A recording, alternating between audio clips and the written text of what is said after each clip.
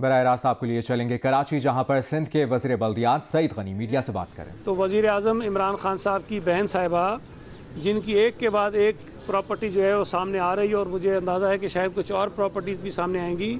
और ये भी इत्तलात हैं कि उन्होंने कुछ प्रॉपर्टीज़, ये मामला जब सामने आ रहे थे तो बेची भी हैं।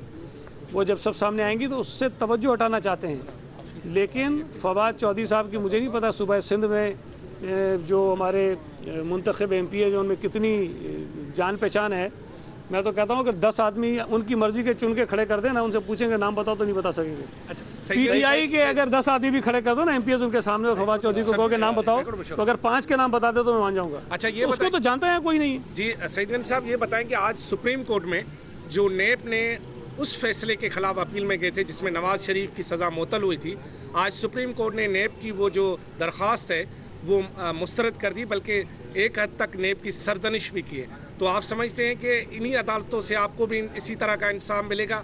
और दूसरा ये कि इससे साबित होगा कि नेब जो मुकदमात बना रही है वो दुरुस्त नहीं है। जी देखिए, नेब की जो सलाहियतें हैं या जो उनकी कारकर्दगी है, उस पर अभी से नहीं, जब से ये कायम हुई है तब से बड़े सवालात उठते रहे हैं। और बदकिस्मती से नेब को इस मुल्क में सियासी टूल के तौर पर इस्तेमाल किया गया है। चाहे नवाज शरीफ का दौर हो जब वो बनाई गई थी, उसके बाद जनरल मुशर्रफ का दौर हो, उसके बाद फिर ये और अदवार आते रहे। सिर्फ पीपल्स पार्टी का वाहिद दौर है जब नेब उस वक्त भी पीपल्स पार्टी के ख़िलाफ़ काम करती रही है। लेकिन उसका जो असल काम था कि करप्शन का इस मुल्क से ख़ात्मा हो या करप्शन कम हो, तो मैं ख़ुद लोगों से सवाल करना चाहता हूँ आपके तवस्सुत से कि जब से नेब बनी है इस मुल्क में करप्शन कम हुई है कि उसमें इजाफा हुआ है? अगर जवाब ये है कि करप्शन में इजाफा हो रहा है, तो ये सबसे बड़ा वाज़ेह सबूत है कि नेब जो है वो नाकाम हो रही है, और उसके जो असल मकासद थे बनाने के कि इस मुल्क में करप्ट लोगों के खिलाफ कार्रवाई हो, वो तो नहीं हो रही है। सियासी इंतकामी कार्रवाई के तौर पर जो है वो नेब को इस्तेमाल किया जा रहा है। और आज की हुकूमत भी मैं समझता हूँ कि वो नेब को एक आला-ए-कार के तौर पर इस्तेमाल कर रही है। सईद गनी साहब, जैसे ECL का था सुप्रीम कोर्ट का मामला, उसमें कानूनी माहिरीन का कहना है कि ओरल आर्डर कोर्ट आर्डर नहीं होता।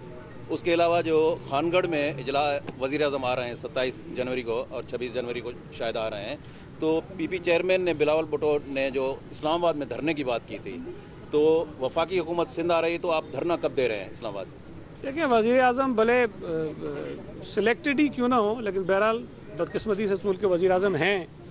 अगर वो आएंगे वो आ सकते हैं। सुबह सिंध पाकिस्तान का हिस्सा है। मैंने ये कतई नहीं कहा था कि हम किसी को आने नहीं देंगे। मैंने बात कोई और तराजुर में की थी। वो बिल्कुल आएँ। लेकिन जो दूसरी बात आपने कही कि सुप्रीम कोर्ट का जो फ़ैसला है, जो माहिरीन बात कर रहे हैं, वो चलें, बात किसी हद तक ठीक होगी कि रिटन जजमेंट आनी चाहिए। लेकिन हमारा एतराज़ तो ये है कि JIT ने अपने इख्तियारात से तजावुज़ किया, और ये मैं नहीं कह रहा हूँ, चीफ जस्टिस ऑफ पाकिस्तान ने भी कहा। जब JIT को ज़िम्मेदारी ये दी गई कि ये इल्ज़ामात हैं, इसकी तहकीकात करो और रिपोर्ट सबमिट करो, उनका ये बिल्कुल इख्तियार नहीं था कि वो ये तय करते कि हुकूमत को लिखते, और हुकूमत जो है उनके बिल्कुल इशारों पर फौरी तौर पर 172 लोगों के नाम ECL में डाल दे, जिसमें कुछ मरूमीन भी शामिल हैं, उनके नाम उन्होंने डाल दिए।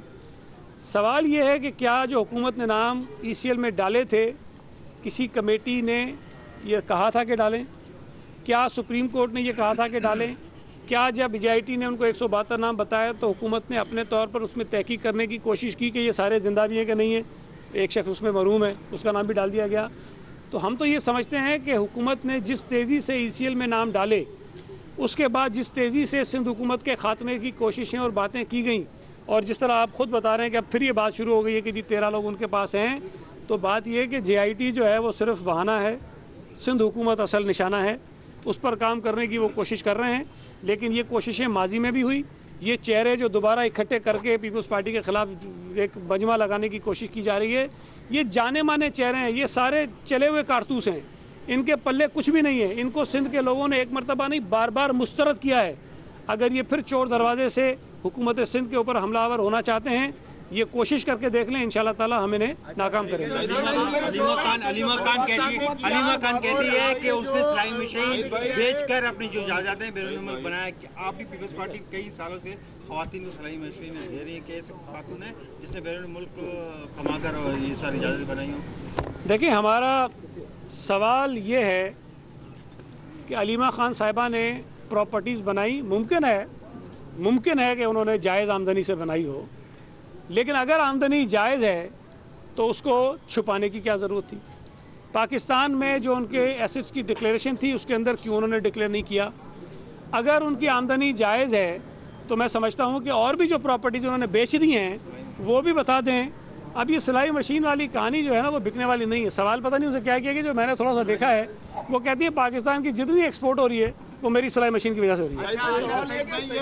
आप परफॉर्मेंस की वफाकी हुकूमत की आप बात कर रहे होते हैं, लेकिन लाड़काना में सोशल मीडिया पर वीडियो आई, बिलाल भुट्टो एक्शन लेते उसके बाद आप लोग एक्शन में आते हैं, तो किसी को आपने मुअत्तल किया या नहीं वहाँ पे लाड़काना?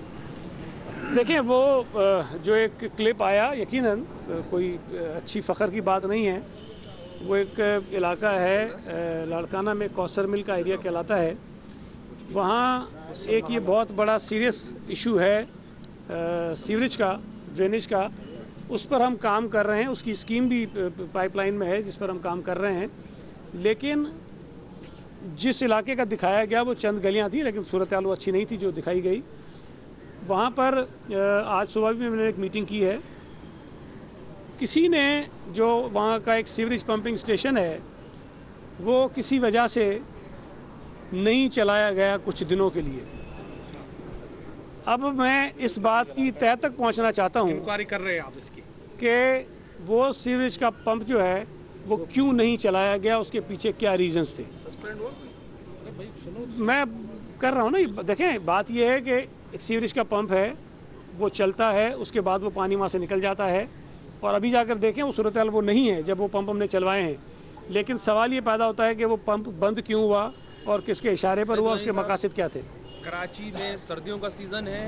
सूरत हाल ये है कि new Karachi, north Karachi, sector 11E, मुस्लिम टाउन, फातिमा जिना कॉलोनी के अंदर पानी का एक कतरा नहीं है। 18 दिन के बाद वहाँ पर पानी आया है। ये कौन सा नागा सिस्टम है? ये पानी देने का कौन सा निज़ाम है जिस पर वाटर बोर्ड के एक्सियंस और जो दीगर लोग हैं वो अमल दरामद कर रहे हैं? वाटर बोर्ड हुक्काम कुछ सुनने को तैयार नहीं है। और मेरे पास वीडियो मौजूद है जहाँ पर वाटर बोर्ड के लोग घरों पे जाके कह रहे हैं कि फ़ी घर 20,000 रुपये दिए जाएँ ताकि नई लाइनें डलवा सकें हम लोग। ये क्या हो रहा है? देखिए पहली बात तो ये आप सबके इल्म में है, मौसम ज़रूर थोड़ा सा बेहतर कराची में हो गया है, लेकिन बदकिस्मती से बारिशें फिर भी नहीं हुई हैं। और बारिश ना होने की बिना पर हब डैम की जो सूरत हाल है वो बिल्कुल ज़ीरो पर है। जो 100 MGD पानी डिस्ट्रिक्ट वेस्ट को हब के ज़रिए मिलता था वो बिल्कुल नहीं मिल रहा है। डिस्ट्रिक्ट वेस्ट को जो थोड़ा बहुत पानी देने की कोशिश की जा रही है उसकी वजह से वो इलाके मुतासिर हो रहे हैं जिसका आपने जिक्र किया। और बिल्कुल मैं इस बात को एक मरतबा नहीं कई मरतबा असम्बली के फ्लोर पर भी मान चुका हूँ। ये सूरत हाल आज भी है। हम कोशिश कर रहे हैं कि किसी तरह से चीज़ों को ठीक करें, लेकिन पानी की किल्लत है और बदकिस्मती से ये शायद कुछ अर्सा और रहेगी जब तक हमारी 100 MGD की जो पंपिंग स्टेशन है दाबेजी की वो कंप्लीट हो जाए, वो शुरू हो जाए। और उसके बाद आगे चल के हम जो 65 MGD का काम कर रहे हैं, मीनवाइल हम कोशिश कर रहे हैं कि जो कराची में पानी की लीकेजेज़ हैं जिसकी वजह से पानी ज़ाया होता है उसको दुरुस्त करें।